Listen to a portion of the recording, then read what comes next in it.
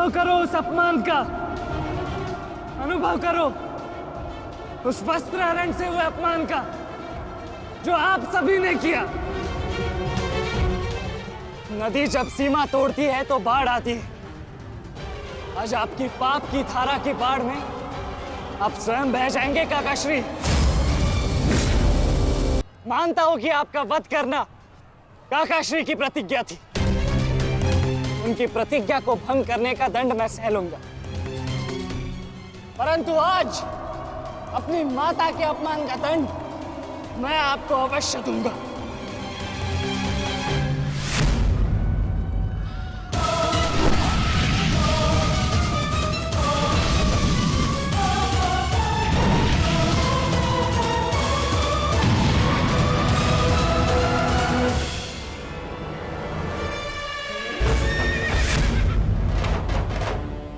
किसी की प्रतिज्ञा टूटे पर मेरी प्रतिज्ञा नहीं टूटेगी अभिमन्यु। और मेरी प्रतिज्ञा है कि जब तक मैं जीवित रहूंगा मेरे मित्र के प्राण नहीं जाएंगे।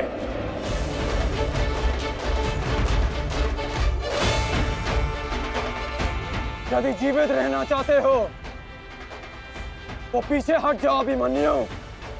आप भूल रहे हैं अंगराज कि मैं किसका पुत्र हूं। पीछे हटने के बारे में सोच भी नहीं सकता। तो प्रहार सहने के लिए तत्पर रहो।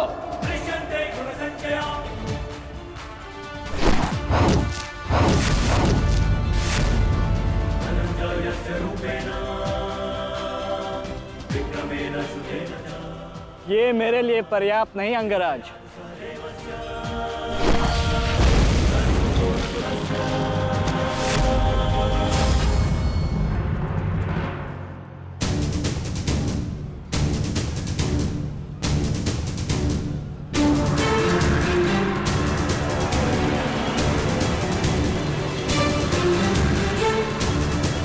ना मेरे पास बाणों की कमी है और ना प्रहारों की। ये अंतिम अवसर है अभिमन्यु, लौट जाओ।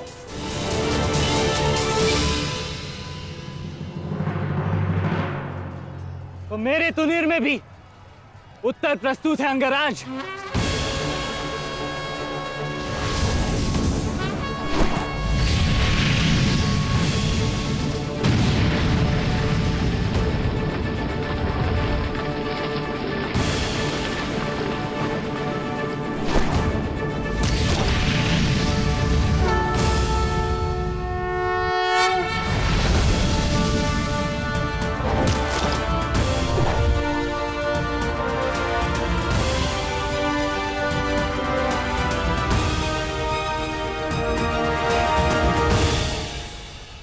मैं तुम्हारा सामर्थ्य स्वीकारता हूं।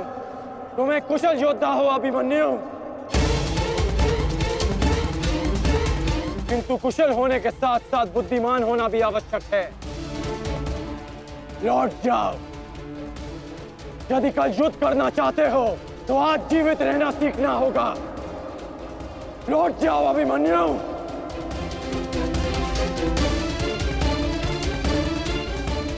एक योद्धा के लिए आज या कल नहीं होता अंगराज।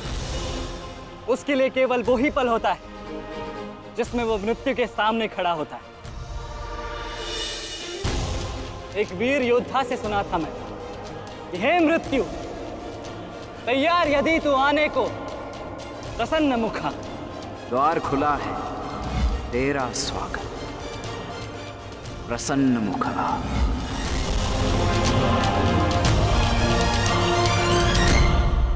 मुझे रोकने का अब केवल एक ही अस्त्र है आपके पास।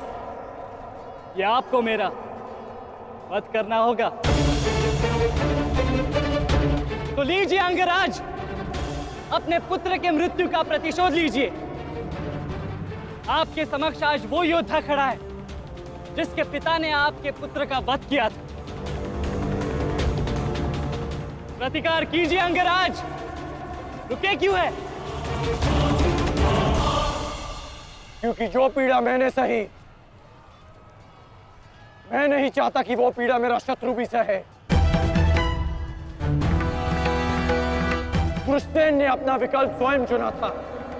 वो रणभूमि छोड़कर जा सकता था, परंतु उसने मृत्यु चुनी। गर्व है मुझे तुम जैसे युवा योद्धाओं पर, जो अपना कर्तव्य पूर्ण करने के लिए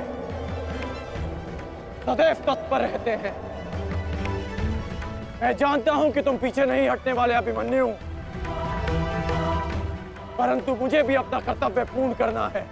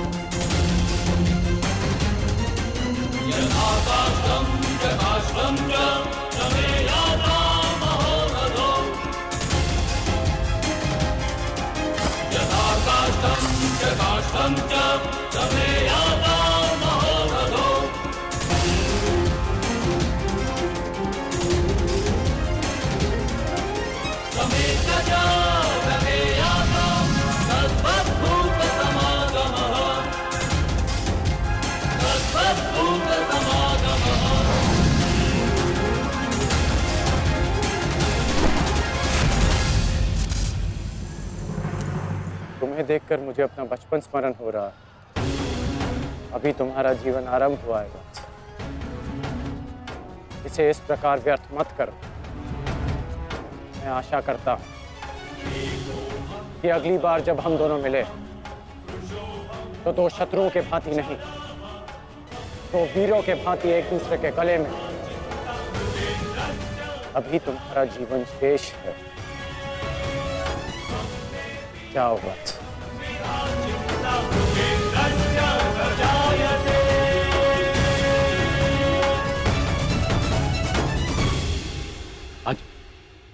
आज कौरवों की विजय हुई है गांधारी।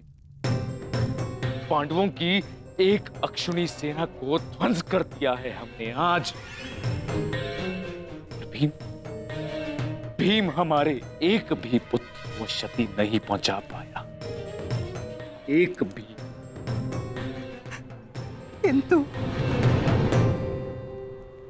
किंतु दुर्योधन का क्या महाराज?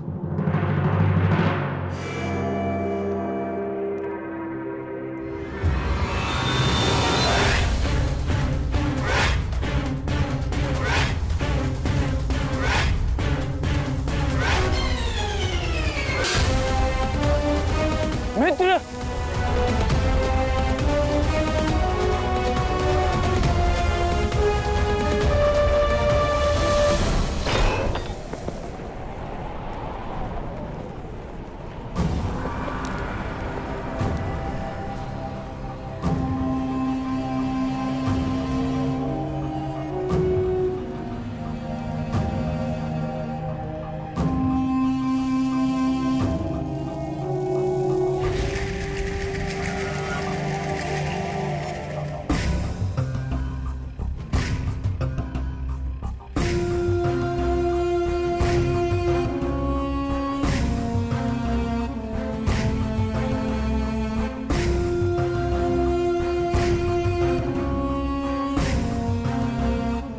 आज मैं आपको उस अपमान का अनुभव कराऊंगा। आपकी पूरी सेना और महारथियों के समक्ष आपका वस्त्र हरण करूंगा। परंतु आज अपनी माता के अपमान का दंड मैं आपको अवश्य दूंगा।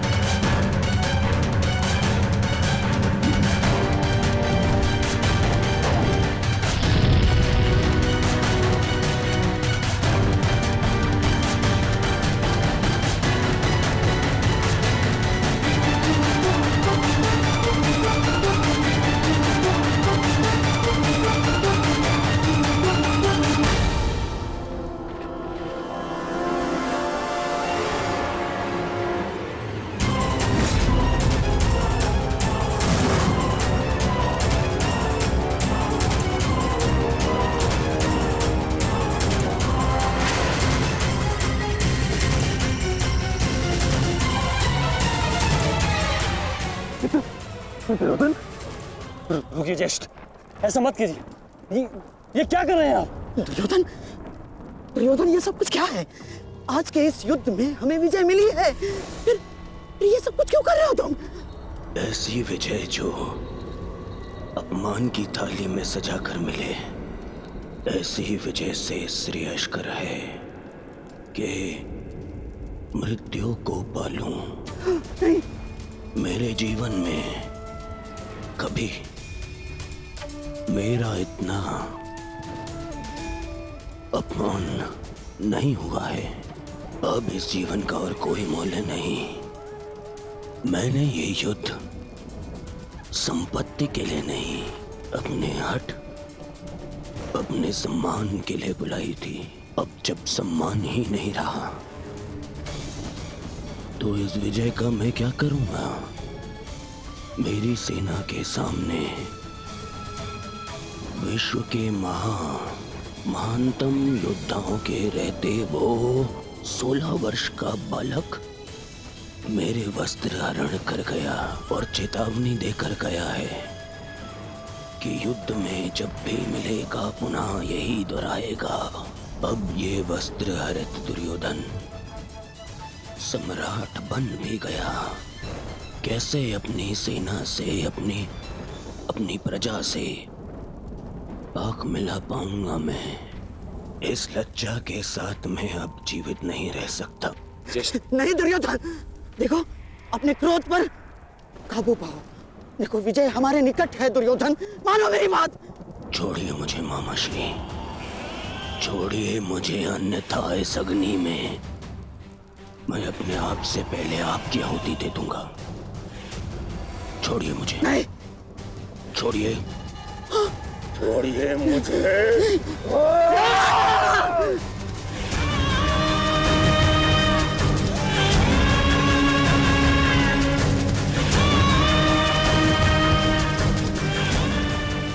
नहीं, नहीं दुर्योधन, देख क्या रहे हो मूर्खों?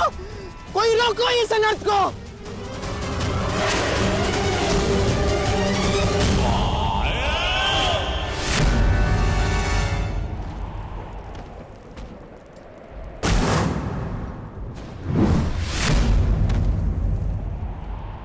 ठहर जाओ मित्र।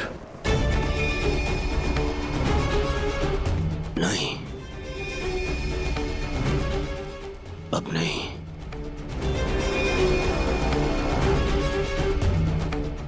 क्रोध में विवेक मत खो बैठा।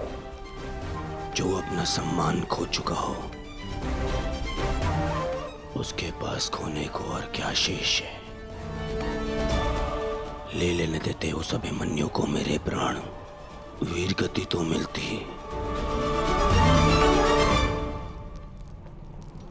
सारी सेना के सामने मेरा वस्त्र हरण कर गया वो बालक, जिन पांडवों का सर कटा हुआ देखना चाहता था, उन्हीं का बालक मेरा सर झुका गया। संसार के सारे योद्धा देखते रह गए और वो बालक मुझे अपने बाणों के चक्र में फंसा गया। मैं ये अपमान सहन नहीं कर सकता। क्या करूंगा जीवित रह गए जब संसार के सामने शीश उठाकर चल भी नहीं सकता मैं। इसीलिए अब मैं अग्नि स्नान करूंगा।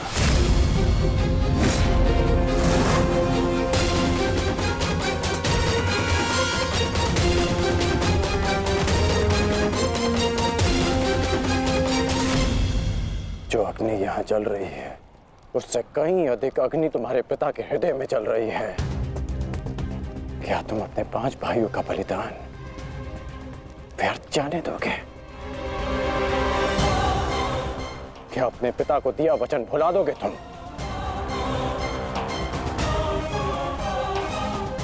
अपने चारों ओर देखो मित्र, क्या ये सब व्यर्थी अपने प्राणों के साथ खेल रहे हैं?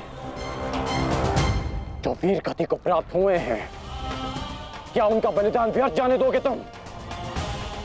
तुम्हारे अनुज, तुम्हारे मामाश्री, तुम्हारे गुरुदेव, ये सब तुम्हारे सम्मान, तुम्हारे अधिकार के लिए लड़ रहे हैं और तुम अपने कर्तव्य से मुंह मोड़ना चाहते हो।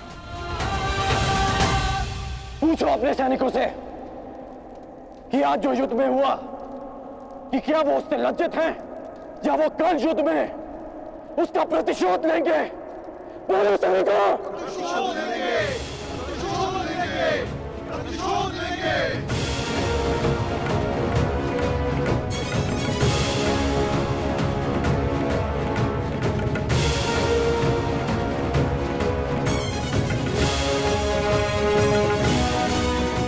इन सैनिकों का सम्मान मेरे मन में लगी अग्नि को बुझा नहीं सकता मित्र। मैं तुम्हारे लिए सदैव प्रस्तुत हूं मित्र। आदेश दो मुझे, आदेश दो कि क्या चाहिए तुम्हें। तुम्हारी पीड़ा को शांत करने की औषधि क्या है मित्र, बताओ मुझे। मुझे अपने इस अपमान का प्रतिशोध चाहिए। जिसने मेरा मान हरण किया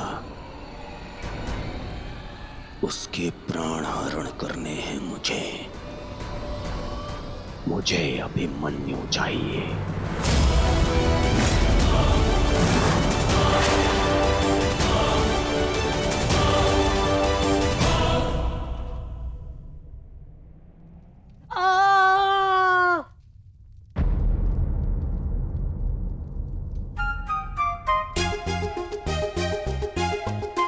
बहुत पीड़ा हो रही है ना इन्हें। पीड़ा? अभी तक मैंने इसके घाव को छुआ भी नहीं है।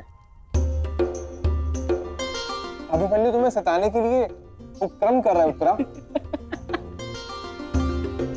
बहुत बुरे हैं आप। और तुम बहुत डरपोक। एक योद्धा की पत्नी के मन में इतना भय शोभा नहीं देता उत्तरा। ये घाव हमारे लिए आभूषण होते हैं।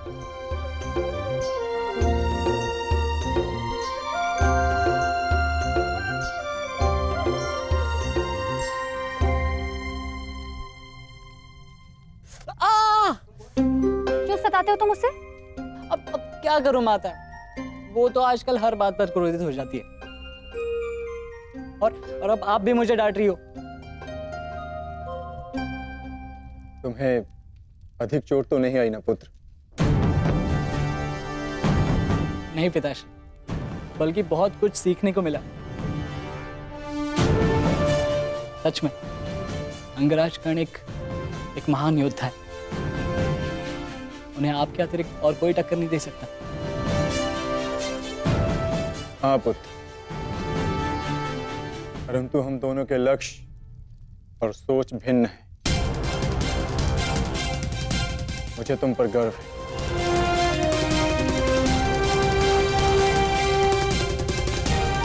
गर्व तो होना ही चाहिए। आज अभिमन्यु ने दुर्योधन को उचित उत्तर दिया।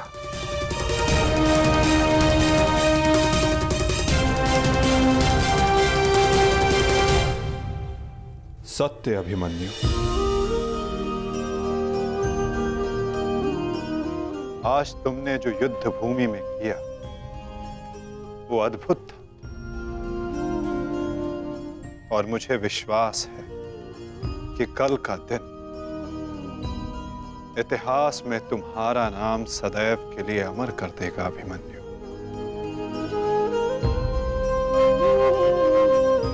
इतिहास से पूर्व मेरे पुत्र ने अपनी छवि मेरे मन में अमर कर दी है। 14 वर्षों के पश्चात आज पहली बार मन को एक शीतलता पहुंची कि मेरे पुत्र ने मेरे साथ हुए अपमान और अत्याचार का भान उस दुर्योधन को करवाया। मेरी आत्मा को जैसे एक वस्त्र का संबल मिल गया। इसके लिए मैं सदैव के लिए अभिमन्यु की ऋणी रहूं। जीवन तो पल पल में है सखी। जिस पल को जी लो वही जीवन होता है। आज तुम प्रसन्न हो, जी लो सखी। आज का दिन जी लो। कल का दिन तो अभिमन्यु के जीवन का अंतिम दिन होना चाहिए। और स्मरण रहे, सरल मृत्यु नहीं देनी है उसे। मृत्यु आने की पीड़ा का आभास कराना है। और जब तक वो भूमि पर रेंगता हुआ दया की भीख ना मांगे, मृत्यु नहीं आनी चाहिए उसे। वो मृत्यु मांगेगा और मैं हर पल उसे मृत्यु और जीवन के बीच में झुलाऊंगा मैं उसे। असंभव युवराज, जब तक युद्ध भूमि में पांडव उपस्थित हैं तब तक अभिमन्यु तक पहुंचना असंभव होगा। वैसे कोई ने ज्ञात होगा कि आज आपके साथ जो हुआ उसका प्रतिशोध आप अवश्य लेंगे। इसी कारण अभिमन्यु तक पहुंचना इतना सरल नहीं होगा।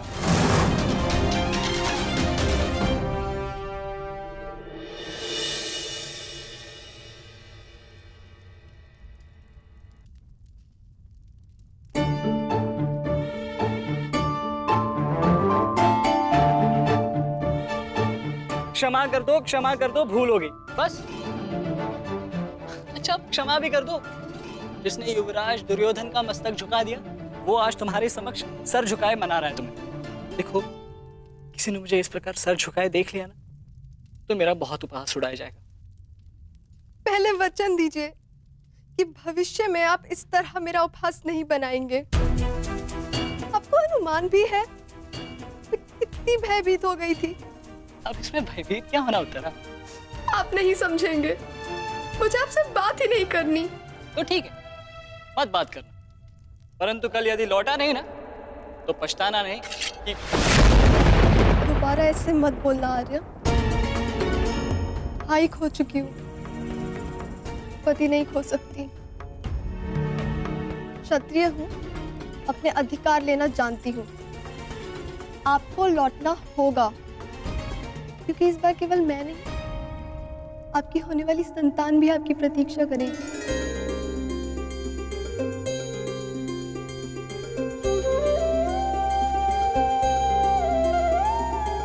सत्य उत्तरा?